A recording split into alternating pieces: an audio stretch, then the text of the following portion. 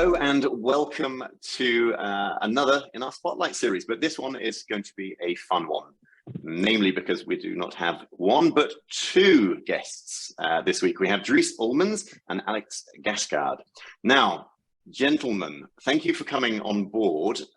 Before I do any spoilers, maybe we can start with introductions. Could I ask both of you to introduce yourself, maybe your role within the organizations that you represent, and Dries, how about we start with you? Okay.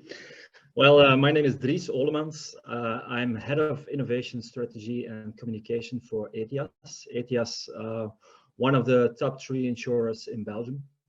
We're both active in B2C and B2B, and as a head of innovation, I'm also head of what we call Ethi-Hub, our innovation hub that was responsible for the collaboration with Alex, with SereniMax, and Trust My Car, the subject of today. Lovely, thank you. And Alex, could you continue that?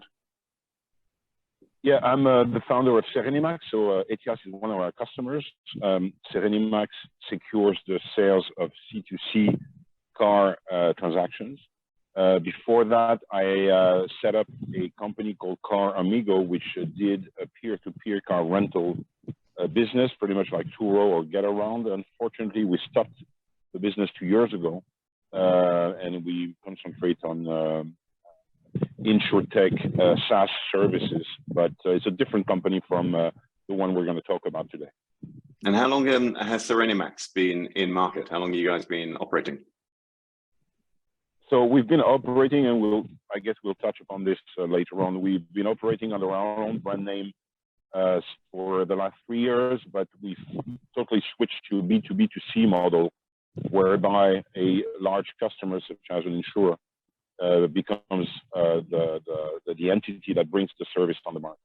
Alex, you alluded to it already, and I think it's a really interesting one to have you both on the conversation, right? Because you guys are in partnership, you guys are working together. So before we get too much into the details of that partnership and how you're working, what I'd love is a little bit about the backstory, the origin story of how you guys came about. So was it, Alex, you built a product, you made the pivot and doubled down on the Trust My Car business, and then you went knocking on Dries's door? Or Dries, was it from your perspective, having identified the need within the organization and going in search for a solution? So Alex, maybe you can give some of the plotted history. Maybe you can walk us through how you guys ended up working together.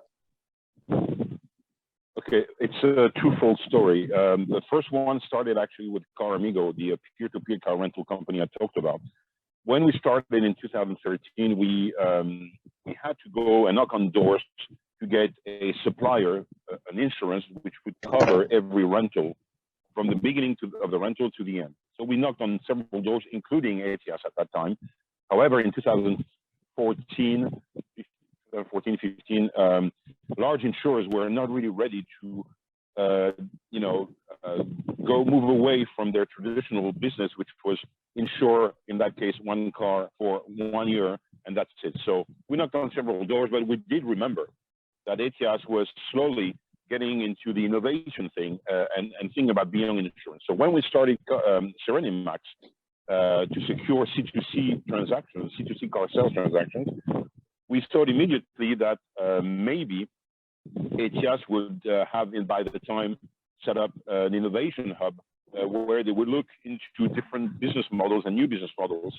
And that's exactly what happened, except that this time we didn't go to them to be a supplier in our own B2C system. We said, maybe you would think about bringing this to the market yourself. And that is exactly what happened. Okay. I can add to that. Sorry, Alex, please. No, I can add to that. Like Alex said, there's an evolution in the insurance market, which is traditionally rather traditional, conservative.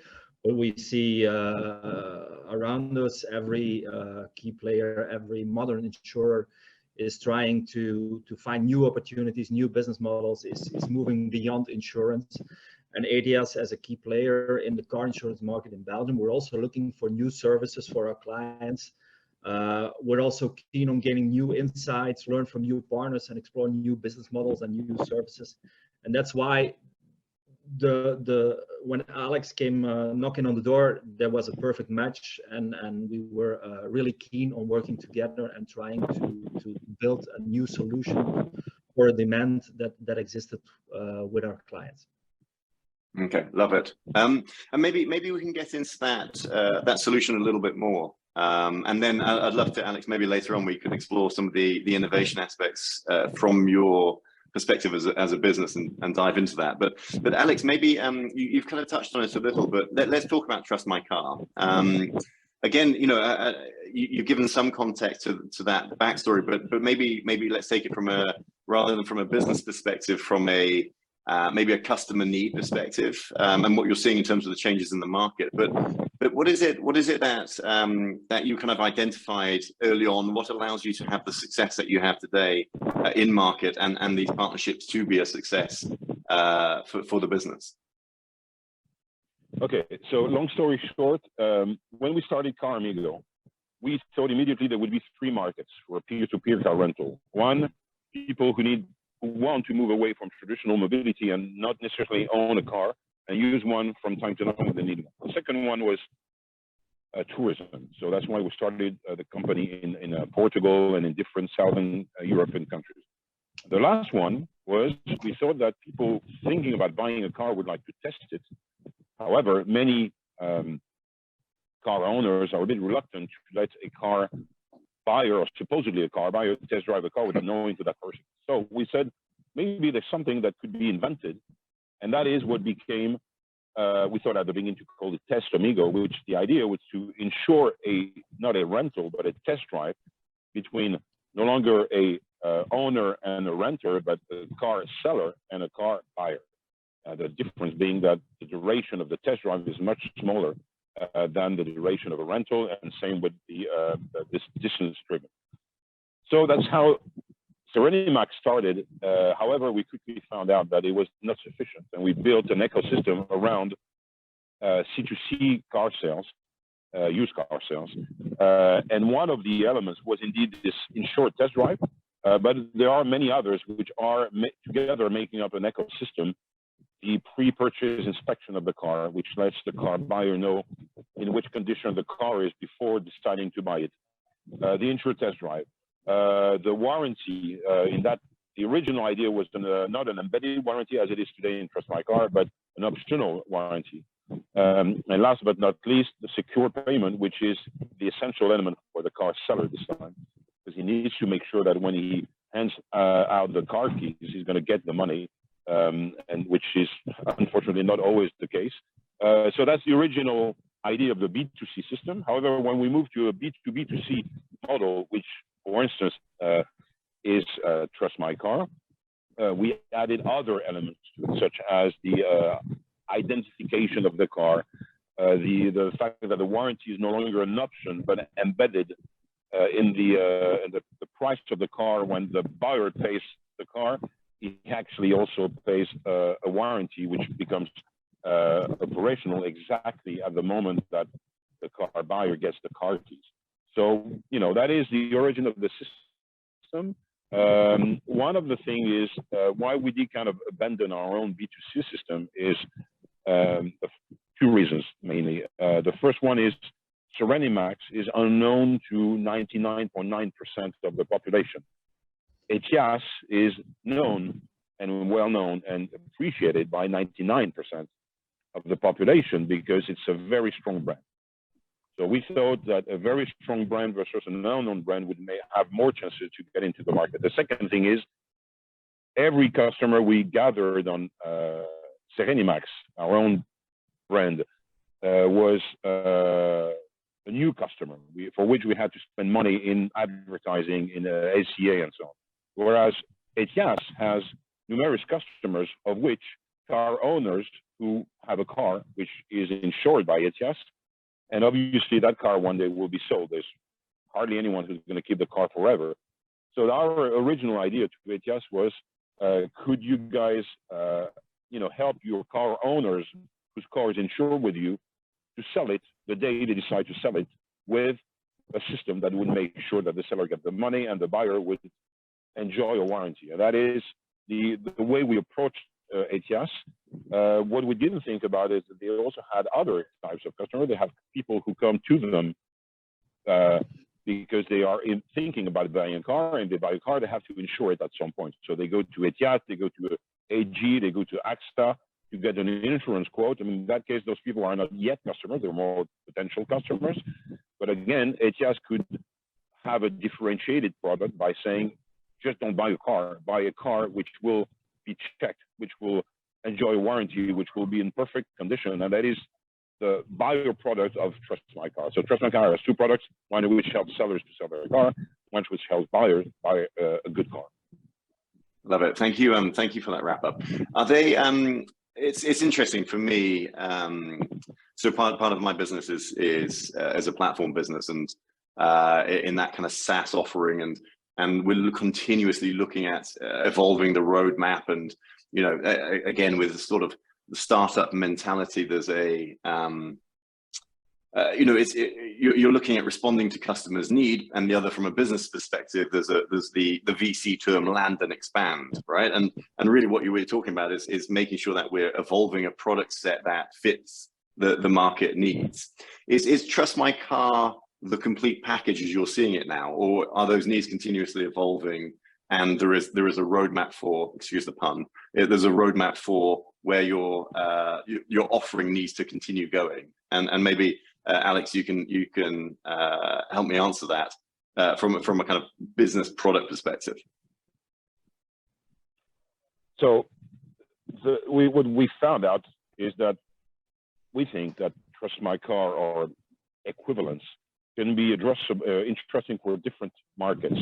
Basically, any business customer that has one thing, customers who have a car, or customers who are thinking about getting one. So that is obviously insurance, cars insurance. That can be banks, because banks provide car loans, and same thing, when the car is financed by that bank, one day that car will be sold, or the bank could help the customer sell the car. We are probably going to launch the service with a, I don't know how you call that, like WITch in the UK, you know, consumer organizations, because same thing, they have customers who have a car and they get swindled or scammed. Car distribution network, we already have one in Belgium. It's the Volkswagen Group. This you know, started this service. So the product can be interesting for different types of customers. Within the product, what can we add to it? We can add several things. For instance, the current version of Trust My Car doesn't have the insured test drive. So it would probably be inserted in a V2 or V3 version. The financing of the car, maybe Ethias could partner with a bank and offer within the customer journey of the buyer a button that could say, you're about to buy the car of Mr. John Doe. First of all, why don't you insure that car with Ethias, which is one of the reasons Ethias launched Trust My Car.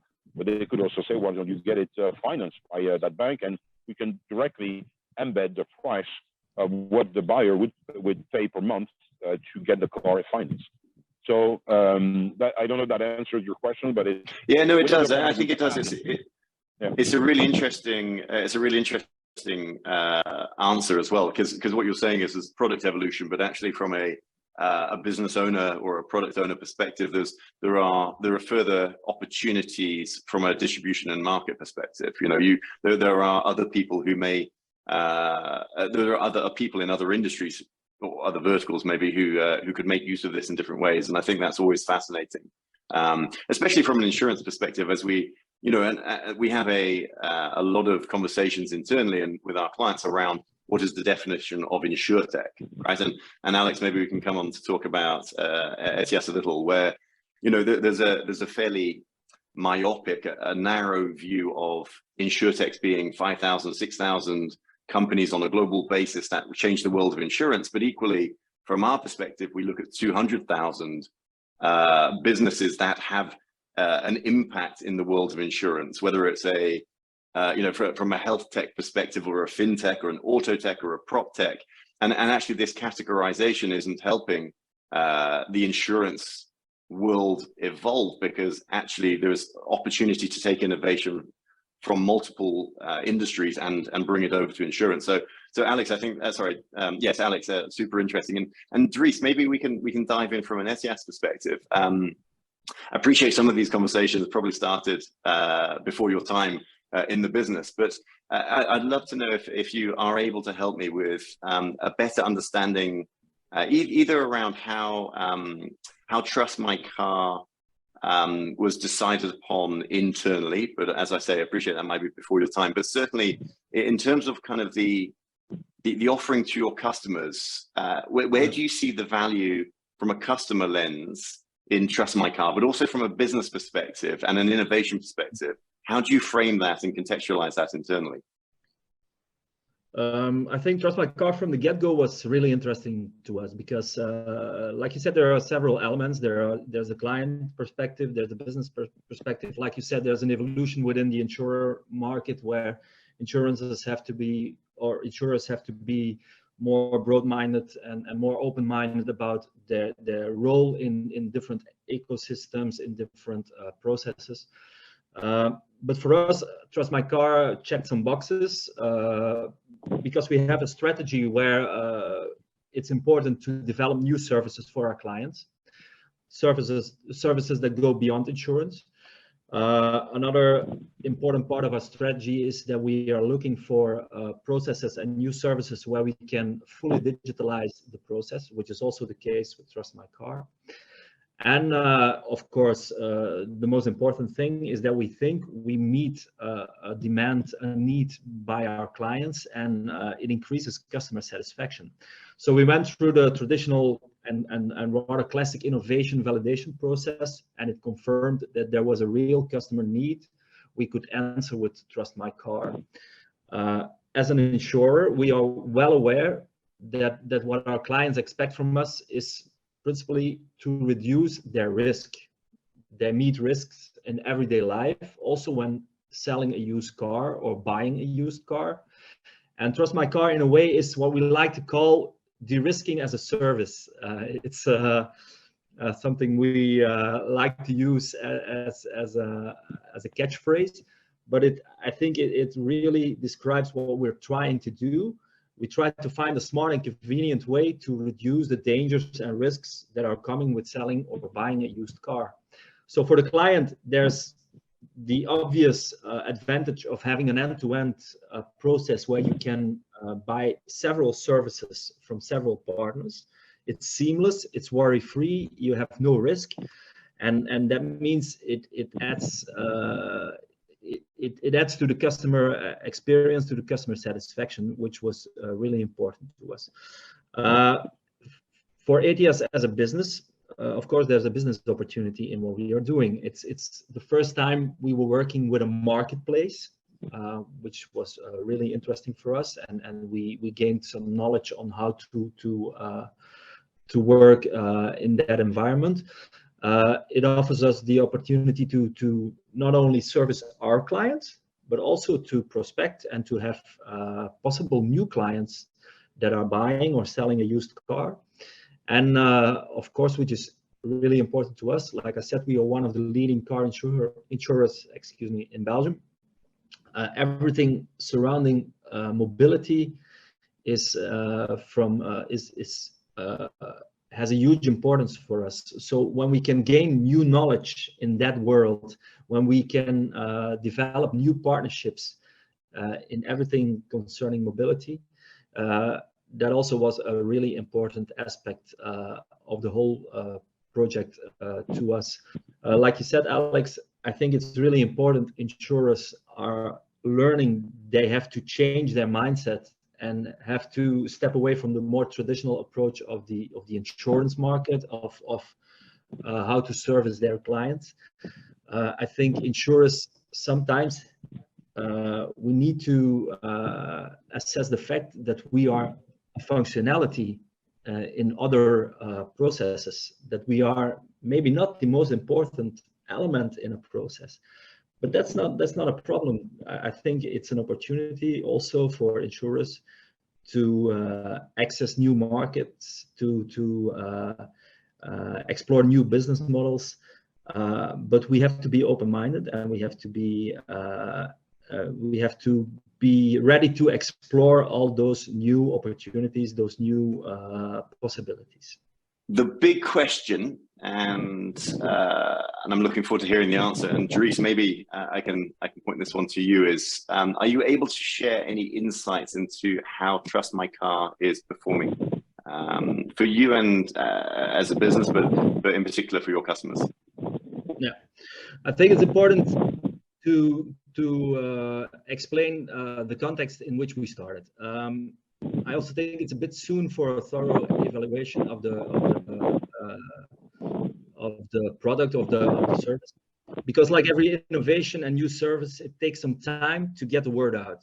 A lot of effort goes into communicating and informing clients and users about the new service, and which is also important, we're also talking about a digital process, which means we have to keep on fine-tuning the user experience. That's why we decided, together with Alex, that to start with what we call a soft launch, which means we were communicating, but not mass communication, not very intensively. But we already noticed that even though we didn't really had a big communication around the service, there were already a lot of people visiting the site, visiting the website. But I think it's really important that we do an evaluation at the end of the year, because after the summer, we will start communicating more broadly and more intensively towards our Ethias clients. Like Alex said, we are a big player, so we have a lot of clients, which are, of course, the main targets to launch the solution. And what we're going to do, we will mention the new service on our billing forms. We will have communication on our website, emailings, and I think, which is also very important and which shows also the strength of working together with several partners in one project. One of our partners, which is Auto 5, a leading chain of car centers and specialized in repair and spare parts, tire replacement, etc., in Belgium and in Europe, they will start marketing our solution as well.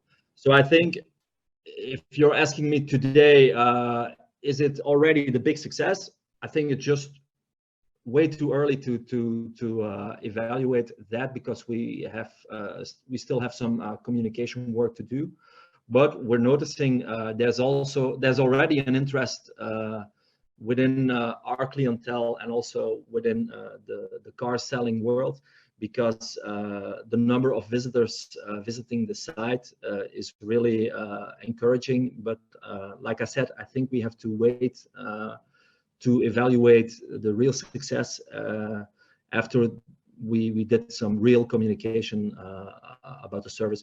We took the time the last few months after the soft launch to evaluate also the user experience, to fine-tune that user experience. And so I think after the summer, we're ready to really launch the service and to communicate very well towards our clients, and hopefully word of mouth to a broader audience. Love it. Alex, anything you want to add onto that before I dive into another question? Well, Dries touched upon it briefly. Interesting thing is Auto 5 is like a Halford or Bosch Car Service. It's a network of workshops and garages.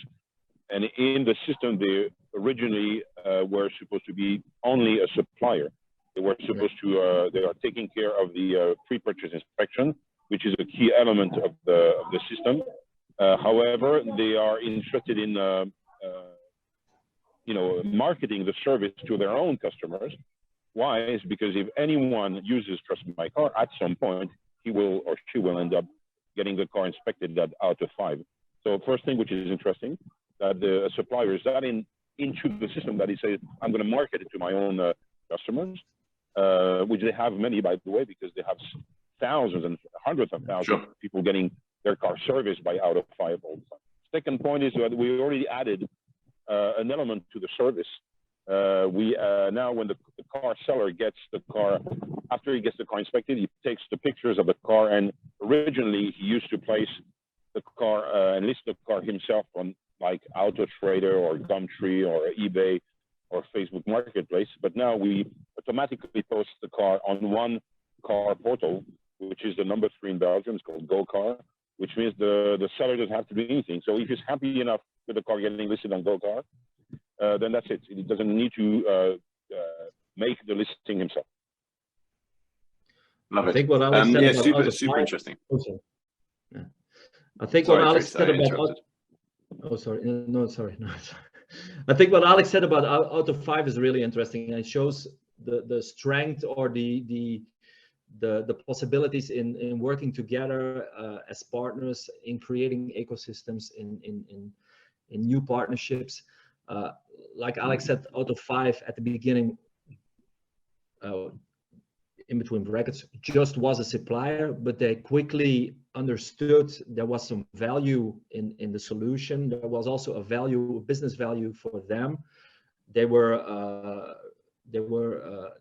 immediately saw it was a service that had some possible value also for their clients.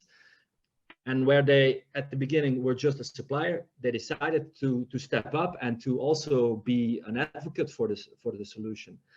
And that shows that sometimes partnerships or innovation projects, they offer new opportunities that weren't expected at the beginning of the project. And I thought that was really a beautiful thing when we heard about Auto 5 asking Alex to have a bigger role in communicating the solution. I think that shows also why it's important to explore, to find new partners, to try to build new ecosystems. I thought that was a really beautiful moment in our collaboration with the different partners.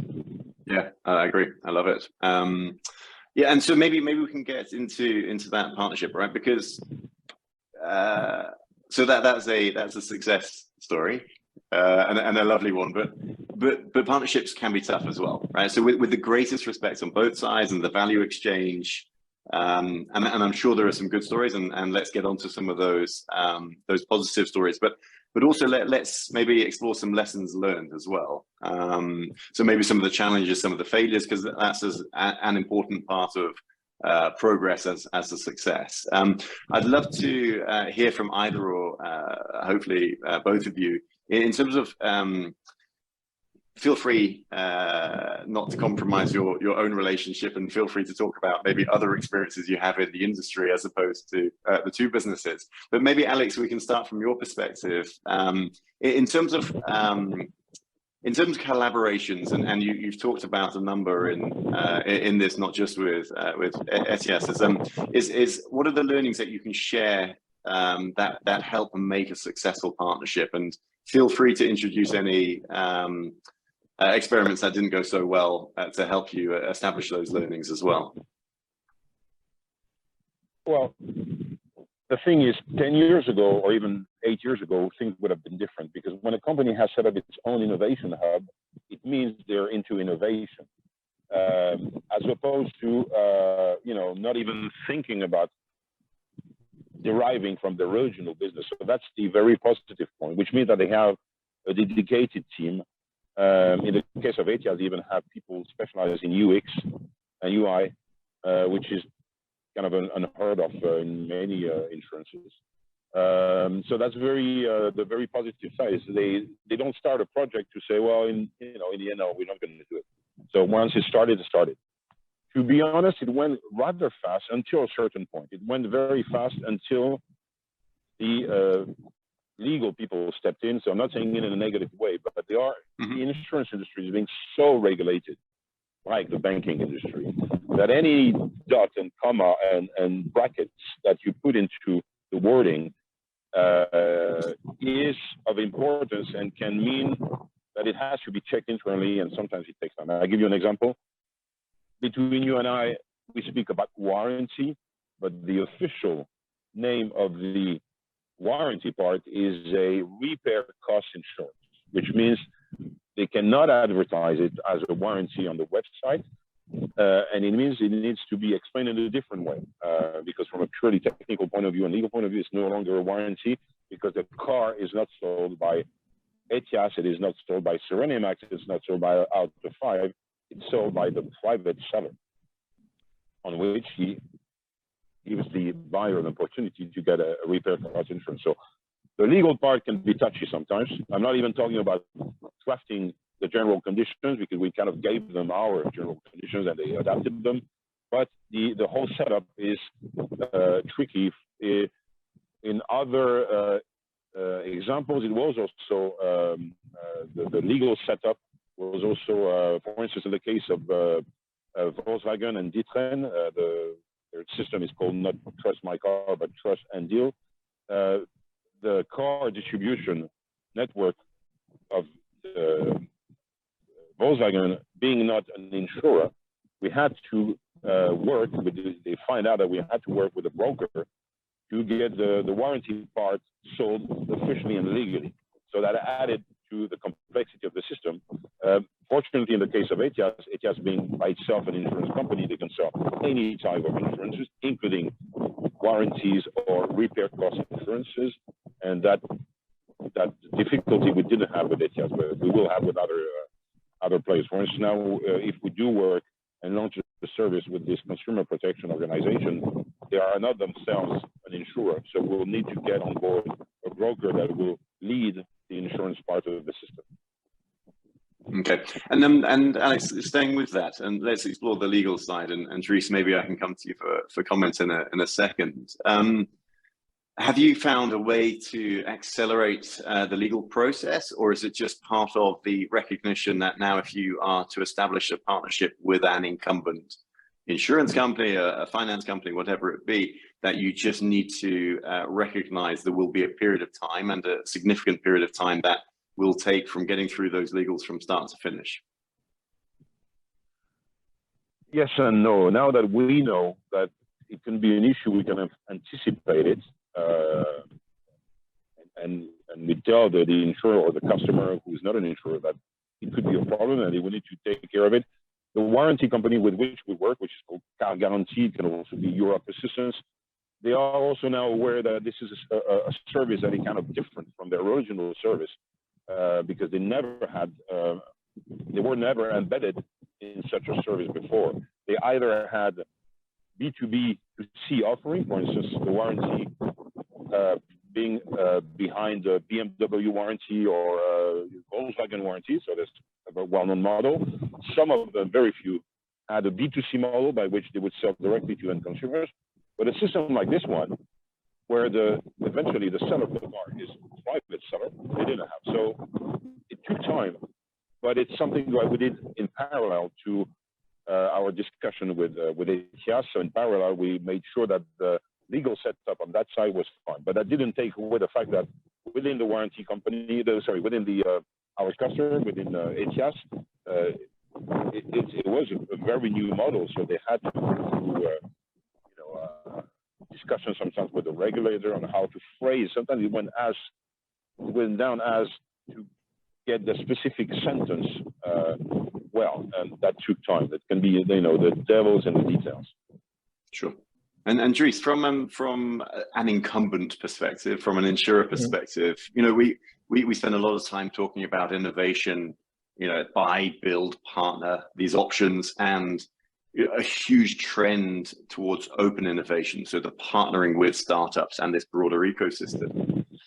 Maybe, and we often talk about and hear lots of challenges faced by the startups that, whether it's tech questionnaires, it's, and the compliance around that, the due diligence and performance around all of those kind of aspects, or it's the financials, or it's the legals, or it's whatever. From an incumbent's perspective, what are the challenges that you see when looking to start a relationship with the likes of a company such as Alex's? I think in the beginning, it's always It's not a secret when you start new partnerships. There has to be trust. There has to be commitment. There has to be dedication. And I think, like Alex said, the fact we are using a dedicated team, which is called AT Hub, to develop those kind of relations and partnerships, it makes it possible to quickly learn about partners and to quickly decide or look at partners that are the right fit, the right match for Ethias. But it's always a bit touch and go, because sometimes you're gonna partner up with people you already know, which was the case with Alex. But sometimes it's new partners, and even if the solution looks really interesting and you do all the groundwork and you do the analysis and it seems to be a really good fit, there's always the matter of trust, of commitment, of going all in, that has to be assured when developing that relationship. That's one thing. Another thing, Alex already talked about the legal stuff, so that's something we can skip. But I think, which is also very important, even if you work with a dedicated team within your firm to do innovation like we do, you always have to rely on people outside of the team to get certain things done. I'm thinking about, for instance, IT issues, or you have to involve IT people. You have to involve marketing. You have to involve a lot of other partners within the company. And the same commitment isn't always there. There's always a bit of a struggle inside the firm because you're interfering with a roadmap that's already established by marketing, by IT. And that's something we learned. We have to get those partners on board really, really quick from the get-go. From the beginning of a project, you have to assure that the other partners, the other stakeholders within the firm are on board. If you're waiting too long to onboard the other stakeholders within the firm, you're risking to derail the project, to have some delays. And that's something we had to learn, and that's something we're still continuing on working to fine-tune that process internally.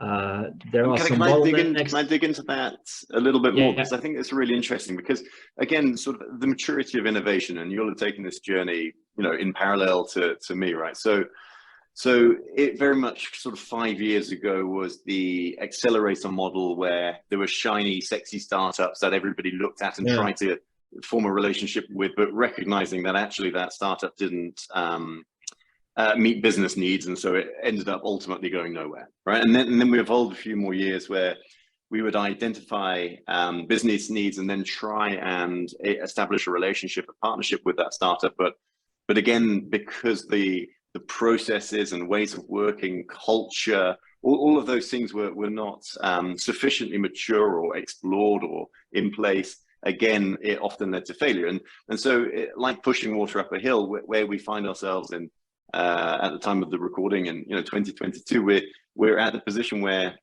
we are a little bit more mature as an industry. We recognize what is difficult and what is straightforward, and where to focus efforts and concentrate. And what we're seeing in the market now is a much better conversion, almost, from the scouting to a successful validated POC. And often that comes by keeping that away and separated from the core business, right? But then actually, when you have a successful validated POC, how on earth do you then embed that within the day-to-day business and accelerate that at scale? And I think that's really interesting, the point you're talking about. How do you bring that day-to-day business, because you're a separate unit within the organization? How do you bring that day-to-day business in early? And so whilst you say let's bring them in early, what are the tips or techniques that you're using in involving them? Are they involved in the conceptual thinking and of the idea? Are they involved in the day-to-day hand-holding of that project, or you know, the UX activity as you design the concept? What does that look like in real terms? Like you said, it's a question of maturity. I think I'm talking from the Ethias point of view. We evolved a bit. We're a bit more mature in validating, in very quickly developing a project towards POC, MVP1, etc. But like you said, at a certain point, you have to transfer the project to the day-to-day business, to the core business. How do we try to facilitate that process, and how do we try to onboard the business as soon as possible? What we are trying to do is to establish a relationship where we almost on a day-to-day basis, but it's not really a day-to-day basis, but at least weekly, we discuss, we have a contact with the business. Because not only to get them on board of projects we are working on, but also because they have their own contacts. They have an evolution of product development. They are creating partnerships themselves, which also sometimes are opportunities for EthiHub as an innovation hub to find new opportunities and new possibilities. So what we're trying to do is to really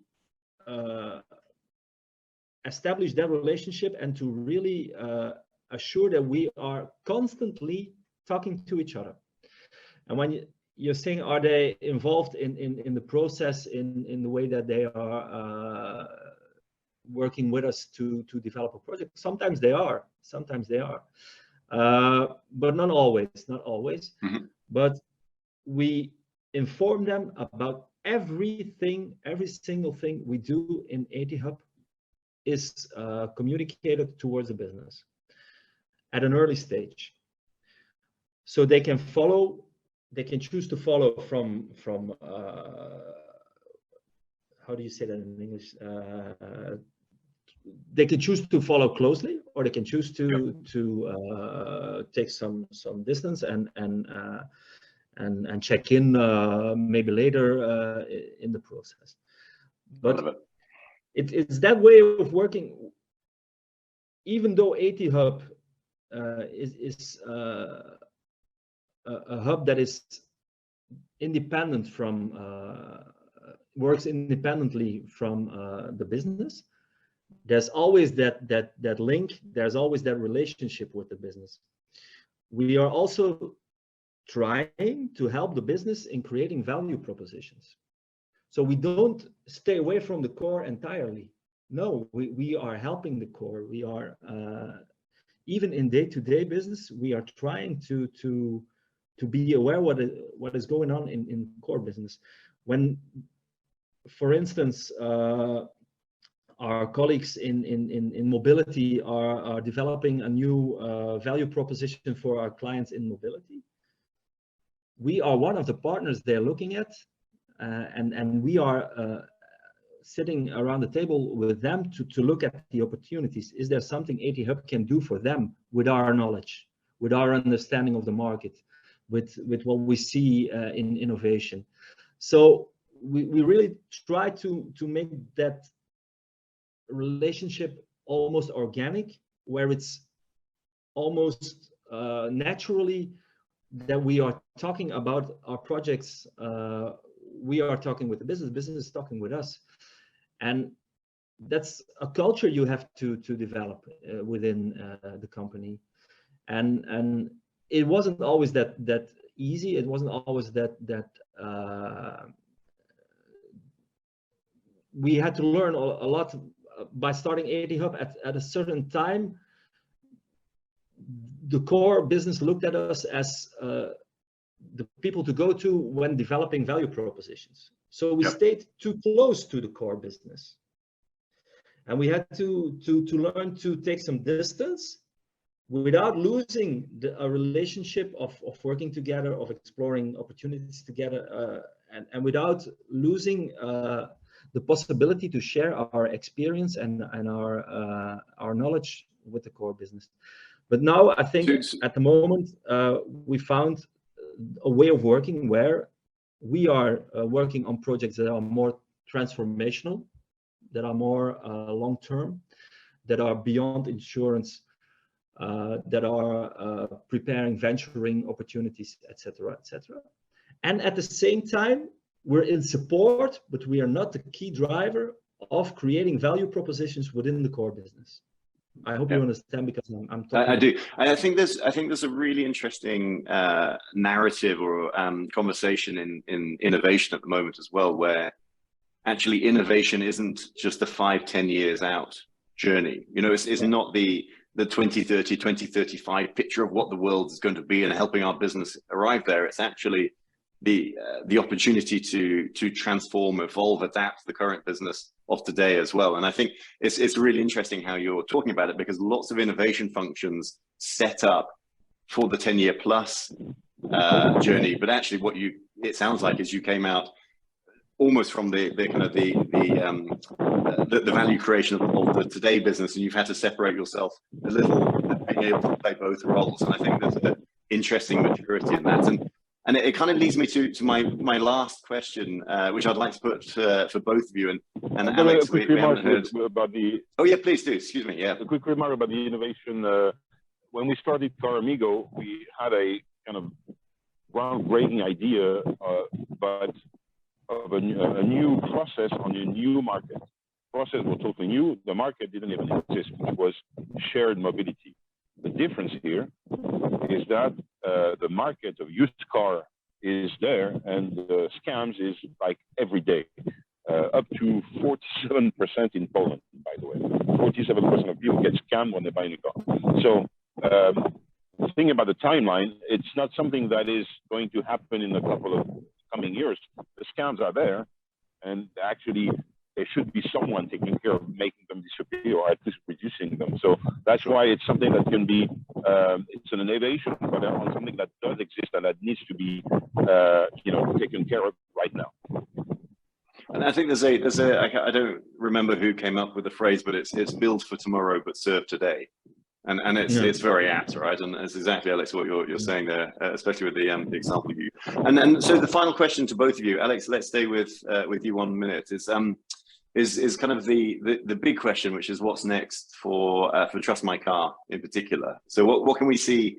What do we expect to see over the coming months and years? And part of that, Dries has answered from a let's take this out wider to the broader Ethias market and get their take on things, and let's see the usage and adoption. But from your perspective, Alex, what do you see for Trust My Car? So just a quick note, Trust My Car is the brand of Ethias that is applicable to their product. So every of our customers is going to choose a different brand to bring. Well, it can be just adding the words trust or safe to their own. So our system is called, we call it SereniMax B2C, but it's going, the way it grows to the market is under a different brand name, in that case, Trust My Car. But speaking about it in a generic way, I think we're going to, the scams in the used car market, whether at the expense of the seller or at the expense of the buyer, is everywhere. It's in the UK, it's in France, it's in the US.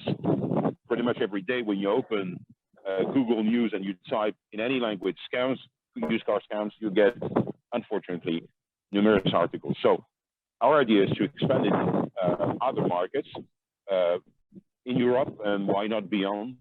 In the US, 42 million cars are sold every year in the US, of which 20% are getting scammed.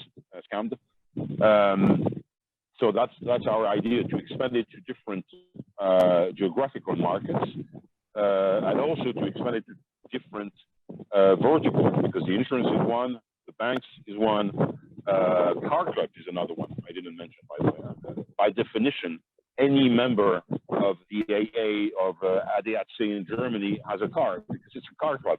And each of these people gets scammed at some point when they buy or sell a car, or at least some of them. So that's what we want to do, to broaden the geographical markets and the types of customers that could be helping their own customers buy or sell a car. Lovely. And Dries, let's come back into Trust My Car and the day job. what can we expect to see over the coming months and beyond?